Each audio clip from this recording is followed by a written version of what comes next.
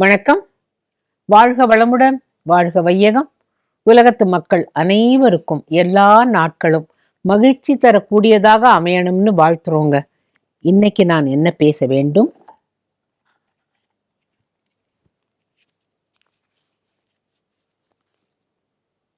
ஹிரண்யவர்மன். ஹிரண்யவர்மன் கௌட தேசத்தை ஆண்டான். 5வது மனு. அவனுக்கு 2 மனைவியர். மூத்த மனைவிக்கு சிங்கவர்மன் என்று ஒரு மகன். அடுத்த மனைவிக்கு வேதவர்மன், சுமதிவர்மன் என்று 2 பிள்ளைகள். இந்த குழந்தைகள் எல்லோருமே நல்ல கல்வி கேள்விகளில் சிறந்தவர்கள். சகோதரர்கள் ரொம்ப பாசமாக இருந்தார்கள்.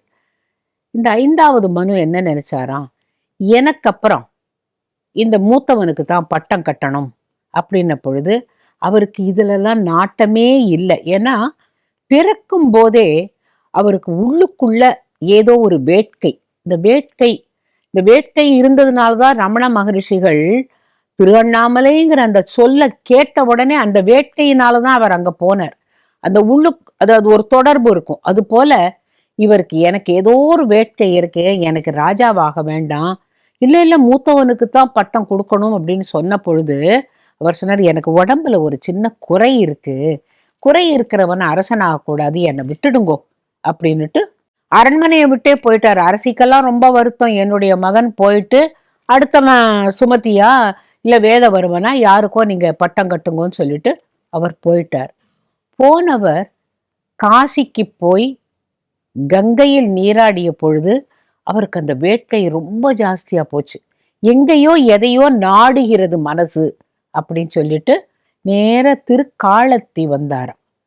காலத்தி வந்து, இங்க நான் எதுக்காக வந்திருக்கேன்னு தெரியலையே, ஆனா என்னமோ ஒண்ணு என்ன ஒரு உந்து விசை மாதிரி தள்ளுறதே அப்படின்னு சொல்லிட்டு அங்க வந்த பொழுது ஒரு காட்டு வேடன் அங்க வந்து, ஐயா உங்களுக்கு தெரியுமா, இந்த காட்டுல ஒரு மரம் இருக்கு, சூரியன் எந்த பக்கம் போனாலும் அந்த நிழல் மரத்துக்கிட்டேயே விழுது, அப்புறம் சில மிருகங்கள்லாம் இருக்கு நடமாடுது, ஆனா அந்த மரத்துக்கிட்ட வந்தா காணாம போயிடுது, அப்புறம் பச்சையா ஒரு பெண்ணு அங்க என்னமோ பூஜை பண்றா அப்படின்ன பொழுது நம்மளா இருந்தோம்னாக்க என்ன பண்ணுவோம், அப்படியா அதிசயமா இருக்கே, அங்க போறவங்க எல்லாம் காணாம போறாங்களா, எப்படிப்பா எல்லாம் கேட்போம்ல.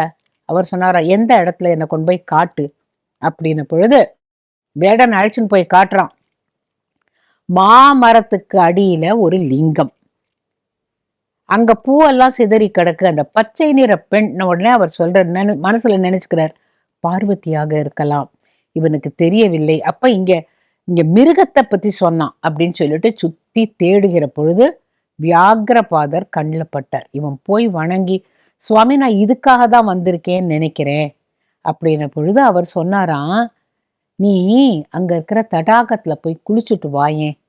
சரி சுவாமி நீங்க என்ன சொல்றீங்களோ அப்படியே பண்றேன்னு போய் தடாகத்துல குளிச்சா அவனுடைய மேனி பொன்னிறம் ஆயிடுத்தான்.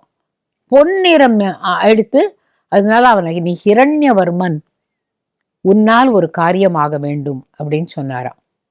வியாகரபாதர் சொன்ன உடனே, சுவாமி என்ன சொல்றீங்க எனக்கு புரியல, எனக்கு இந்த லிங்கமும் இந்த பூவெல்லாம் பார்த்தாக்க இங்க யார் வந்து பூஜை பண்றா, பார்வதி தேவி வந்து இங்கதான் பூஜை பண்றா, உனக்கு ஒரு பணி இருக்கிறது, அதற்காக தான் நான் காத்து கொண்டிருக்கிறேன்னாராம். சொல்லுங்கள் என்ன பணி? நீ போய் அரச பதவியை ஏற்றுக்கொள்.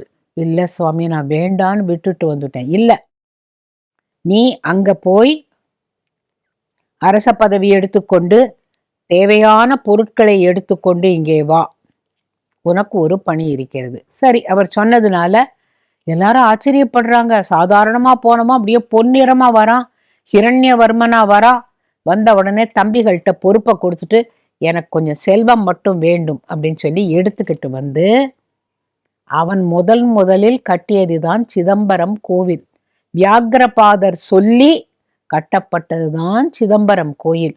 அதற்கு பிறகு அதுக்கு பொன் வேய்ந்து அது பின்னால நடந்தது. முதலில் சிதம்பரம் கோயிலை கட்டியது யார் அப்படின்னு ஒரு கேள்வி யாரான்னு கேட்டாங்கன்னா, 5வது மனுவின் புதல்வனாகிய ஹிரண்யவர்மன் அப்படிங்கிற பதில நீங்க தெரிஞ்சுக்கணுங்கிறதுக்காக தான் நான் இந்த கதையை சொன்னேன். உங்களோட நினைத்தது ஒன்று கிடைத்தது ஒன்று. யாருக்கு? ஹனுமனுக்கு. ஹனுமன் சிரஞ்சீவி, யுகம் யுகமாக அவர் இந்த பூலோகத்தில் வாழ்ந்து கொண்டிருக்கிறார் அப்படிங்கிறது தான் எல்லாருக்கும் தெரியும். நான் வரலப்பா, எத்திர ரகுநாத கீர்த்தனம், எங்கெல்லாம் ராமருடைய பஜனை கேட்கறதோ நான் அங்க உட்காந்து ஆனந்தமா இருக்கேன்னு சொல்லிட்டு அவருக்கு திடீர்னு ஒரு நாளைக்கு இந்த அஹோபிலம் பக்கத்துல ஹனுமர் எனக்கு திருப்பி ராமரை பார்க்கணும், கண்ணு முன்னால எனக்கு பார்க்கணும், என் கண்ணுக்குள்ளேயே இருக்கா, ஆனா நேர பார்க்கணும் போல இருக்கு, அன்று பார்த்தது போல் அந்த சௌந்தரிய ராமனை, லாவண்ய ராமனை எனக்கு பார்க்கணும் அப்படின்னு சொல்லிட்டு அஹோபிலத்துல போய் அது தபஸ் பண்ற போது அப்படியே வேற ஒரு சிந்தனை இல்லாமல் ராமர் ராமர் ராமர் அப்படியே அந்த வில்லை வைத்து கொண்டு அந்த கோதண்ட ராமனா அழகான ராமனை பார்க்கணும்னு உட்கார்ந்து இருக்கும்போது அவர் இருக்கிற இடம் அஹோபிலம். பார்த்தாராம் நரசிம்மர். கொஞ்ச நேரம் இவனோட விளையாடி பார்க்கலாமே அப்படின்னு சொல்லிட்டு அவர் உட்கார்ந்து கண்ணை மூடிக்கொண்டு ராமனை பார்ப்பதற்காக காத்து கொண்டிருக்கிறார். நினைத்தது ஒன்று, கிடைத்தது வேறு. அப்போ கிட்ட அங்க போய் நின்று லேசா உருமி பார்த்தாராம். அதுக்கெல்லாம் அனுமன் அசையல. ஆனா கொஞ்சம் பயங்கரமா ஒரு கர்ஜனை பண்ண உடனே கண்ணை திறந்து பார்த்துட்டு, சுச்சோ நான் ராமனை பார்க்கணும்னு நினைச்சுட்டு இருக்கேன், இது என்ன எய்த்தாப்புல இப்படி ஒரு உருவம், எனக்கு இது யாருன்னே தெரியாதே, தெரிவதற்கு வாய்ப்பில்லை. அவர் ராமனைத்தான் முதலில் கண்டார், ராமனை தவிர வேற யாரையும் நினைப்பதில்லை, அவருக்கு ராமர் தான் எல்லாம். அப்படிங்கிற பொழுது அதுக்கு முன்னால எப்பவோ எடுத்த ஒரு அவதாரத்தை பத்தி அனுமாருக்கு தெரியறதுக்கு வாய்ப்பில்லை. அப்ப அவர் தலைய அசைச்சு ஏதோ சொல்றார். அனுமானுக்கு புரியல. நான் நினைத்தது வேறு, நீ யாருன்னு கேட்கிற போது அவர் பதில் சொல்லல. நான் தான். அதேதான். இந்த தலையை அசைச்சா அனுமாருக்கு ஒண்ணுமே புரியல. ராமா என்னை காப்பாத்து, நான் முன்பின் தெரியாத ஒரு ஒரு உருவம் என்னை மிரட்டி கொண்டு இருக்கிறது, நான் உன்னை தரிசனம் பண்ணணும்னு நினைச்சேன், நீ வேற யாரையோ அனுப்பிச்சு வச்சிருக்கியே, நீ வரமாட்டியா அப்படின்னு கேட்ட பொழுது அந்த நரசிம்ம அவதாரம், அனுமனே என்னை பார், நன்றாக பார் அப்படின்னு கண்ணை விழிச்சு காட்டின பொழுது கொஞ்ச நேரம் கழிச்சு பார்த்தா அந்த நரசிம்ம அவதாரம் கொஞ்சம் கொஞ்சமாக மாறி ஷாமள ஸ்வரூபமாக ராமன் தெரிந்தானா. ராமாங்கிறதுக்குள்ள திருப்பி நரசிம்மன் ஆயிட்டாராம். அப்பதான் அனுமனுக்கு புரிஞ்சதான் இவர் வேறு அவர் வேறு அல்ல. ஏன்னா எனக்கு நான் பிறந்ததிலிருந்து எனக்கு ராமனை மட்டும்தான் தெரியும், வேற எந்த தெய்வத்தையும் நான் பார்த்ததில்லை, பார்க்க விரும்பியதில்லை. ஆனா இன்னைக்கு நான் ஆசைப்பட்டது ராமனை பார்க்கணும்னுட்டு.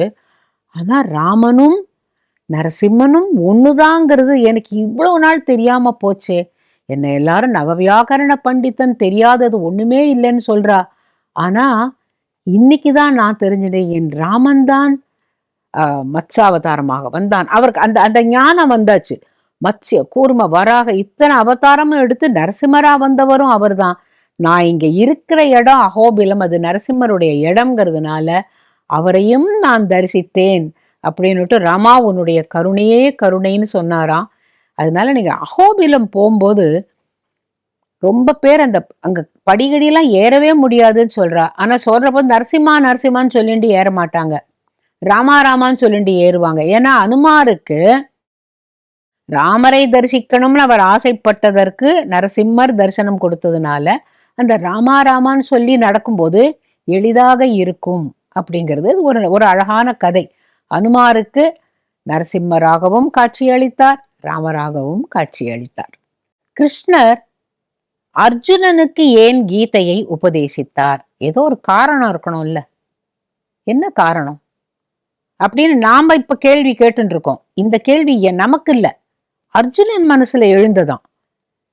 ஆமா, இத்தனை பேர் தகுதியானவர்கள் இருக்கும் பொழுது என்னை எதற்காக இந்த கிருஷ்ணர் தேர்ந்தெடுத்தார்?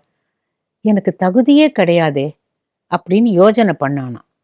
ஏன்னு கேட்டா பீஷ்மருக்கு கொடுத்திருக்கலாம், அவர் தான் இந்த குடும்பத்திலேயே பெரியவர், அவருக்கு இந்த கீதையை உபதேசிச்சிருக்கலாமே, ஏன் கொடுக்கல? அதுக்கும் அடுத்தது யாரு? தர்மர். எங்க அண்ணாவை போல தர்மசாஸ்திரம் தெரிஞ்சவர் யாரு? இப்பேற்பட்ட மன்னன் எங்க எல்லாருக்கும் தலைவன், மூத்தவன் அவர் அல்லவா, அவருக்கல்லவா அவர் சொல்லியிருக்கணும். ஏன் சொல்லல? அடுத்து பீமன், பீமனை போல ஒரு பக்தன் உண்டா, பலசாலி உண்டா, திறமைசாலி உண்டா? அவனுக்கும் சொல்லாம என்ன போய் கிருஷ்ணா, எதுக்குப்பா எனக்கு போய் நீ கீதை சொல்லி கொடுத்த? நான் எந்த விதத்துல தகுதியானவன்? இந்த இடத்துல நம்ம ஒண்ணு நினைச்சு பார்க்கணும். நம்ம எப்போதாவது ஐயோ நான் இந்த இதுக்கு நான் தகுதியே கிடையாதுன்னு நாம நினைச்சிருக்கோமா? அவனுக்கு கிடைக்குமானால் ஏன் எனக்கு கிடைக்க கூடாதுங்கிற எண்ணம் நமக்கு வருமா வராதா? நம்ம என்னைக்காவது சச்ச இதுக்கெல்லாம் நான் தகுதியே இல்லப்பான்னு நம்மை பற்றி அப்படி ஒரு ஒரு ஒரு படி இறங்கி யோஜனை பண்ணியிருக்கோமா? பண்ண மாட்டோம். ஏன்னா நம்மளுடைய சிந்தை அப்படி. அர்ஜுனன் அப்படி அல்ல. இது அவன் மனசுல போட்டு கொடன்னு குடையிறது. எனக்கு போய் ஏன் சொல்லணும்? அது உலகத்துக்காக சொன்னா கூட எனக்கு ஏன் சொல்லணும்னு பொழுது ஒரு நாளைக்கு கிருஷ்ணரும் இவரும் ஒரு காட்டுல, அவர் ஒரு கல்லுல உட்கார்ந்து இருக்கார். அர்ஜுனன் காலடியில உட்கார்ந்து இருக்கான். உட்காந்து இந்த கைய கிருஷ்ணருடைய தொடையில வச்சுண்டு அவர் முகத்தை பார்க்கிற போது, என்ன அர்ஜுனா, ஏன் கீதையை நான் உனக்கு உபதேசிச்சேன் அப்படின்னு யோஜனை பண்றியா? பரந்தாமனாச்சே, அவனுக்கு தெரியாதா? இல்ல கிருஷ்ணா, பீஷ்மருக்கு எப்பேற்பட்ட உத்தமர், அவருக்கு நீ உபதேசம் பண்ணிருக்கலாம் இல்லையா?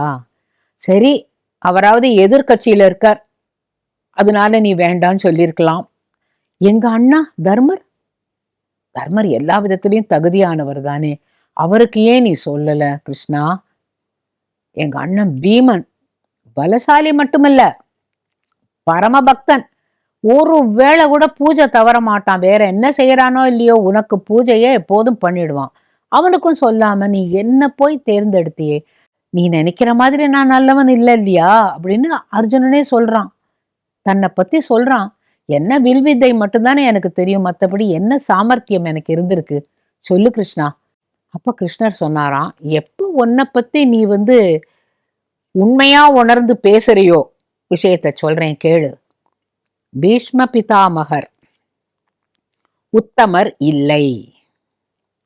அர்ஜுனனுக்கு தூக்கி வாரி போடுறது. என்னது, என்ன சொல்ற கிருஷ்ணா? பின்ன என்ன, அதர்மம் பண்றாங்கன்னு தெரிஞ்சு அவங்களோட அதே அரண்மனையில தானே இருந்தார். என்ன நினைச்சிருக்கணும்?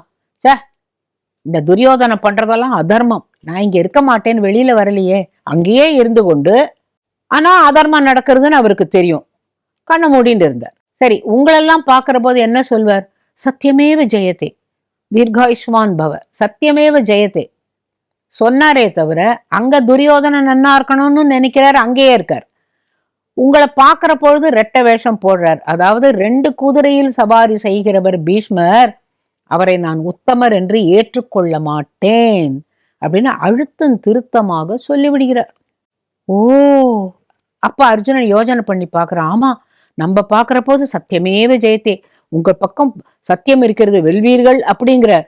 அங்க துரியோதனன் நீ நாசமா போவேன்னு சொல்லவே இல்லையே, அங்கேயே தானே இருக்கார். அவன் பண்ற அதர்மத்தை பார்த்துட்டு சும்மா தானே இருக்கார். எல்லா அதர்மத்தையும் பார்த்துட்டும் ஒண்ணுமே செய்யாம தானே உட்கார்ந்து இருந்த, அவர் எப்படி உத்தமர்னு சொல்லலாம்?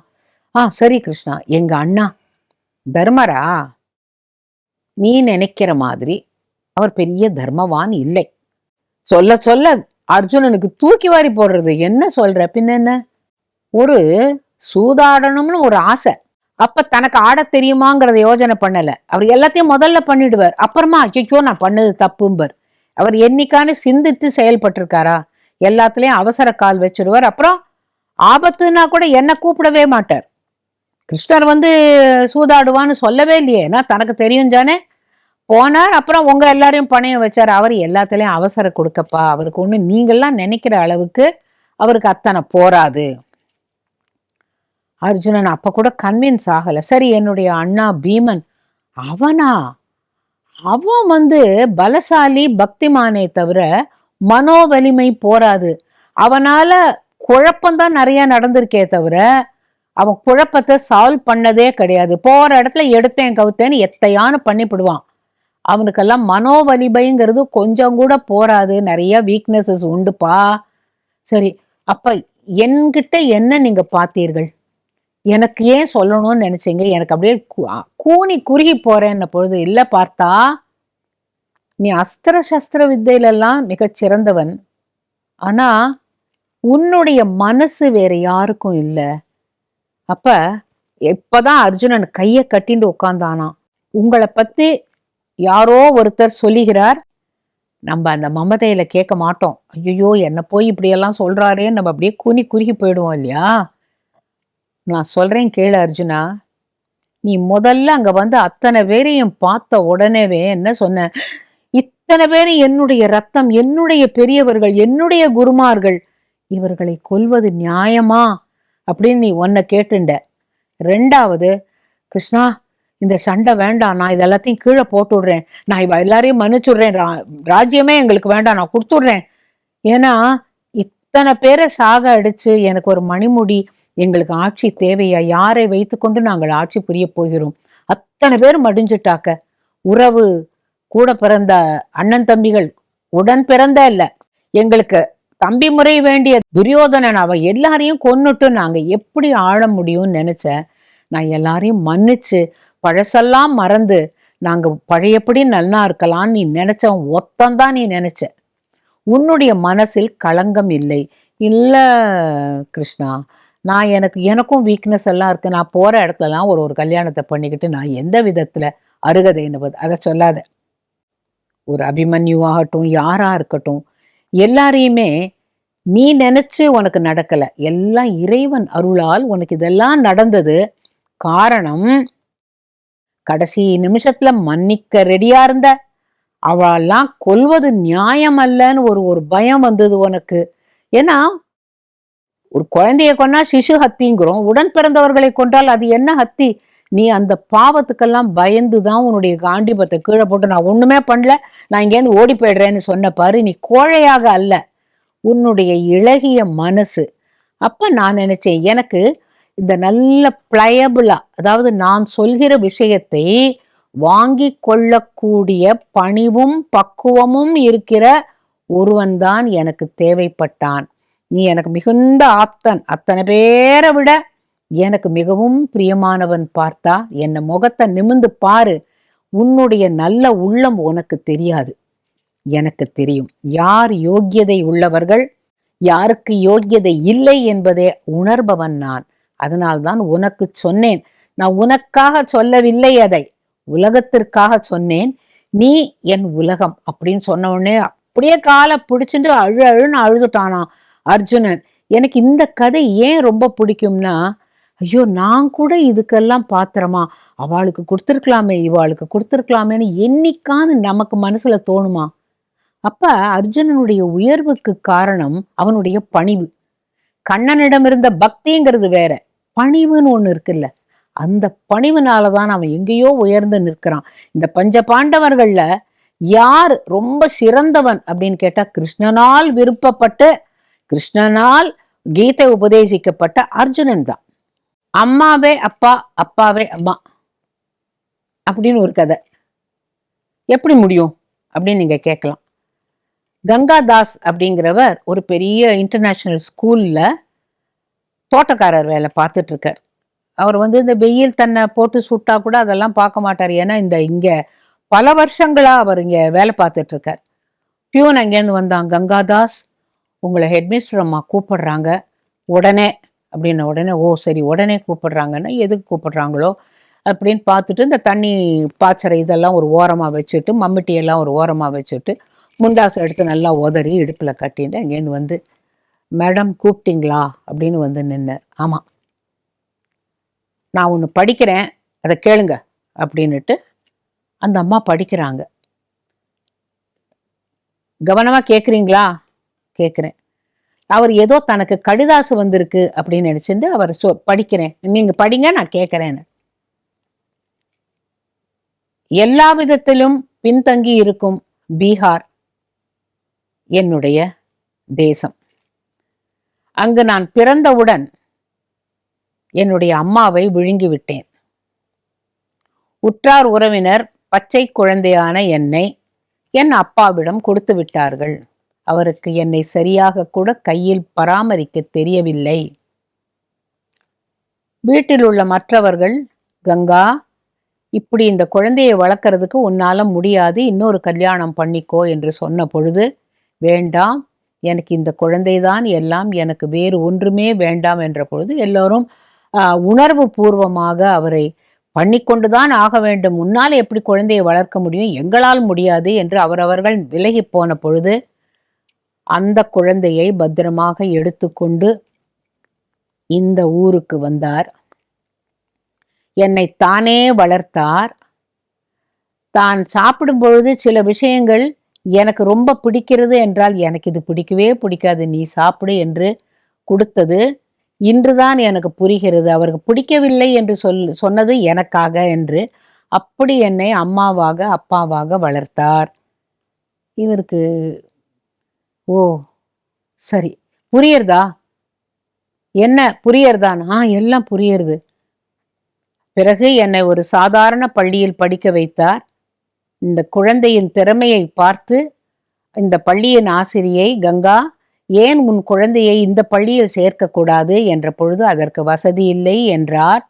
ஆனால் அந்த தலைமை ஆசிரியர் தன்னலமில்லாமல் இந்த தோட்டத்தை பராமரிக்கும் உங்களுக்காக எனக்கு இந்த பள்ளியில் இடம் கொடுத்தார். இப்ப புரிய ஆரம்பிச்சுடுத்து அவருக்கு, தன்னுடைய மகள் தான் எழுதியிருக்கான்னுட்டு.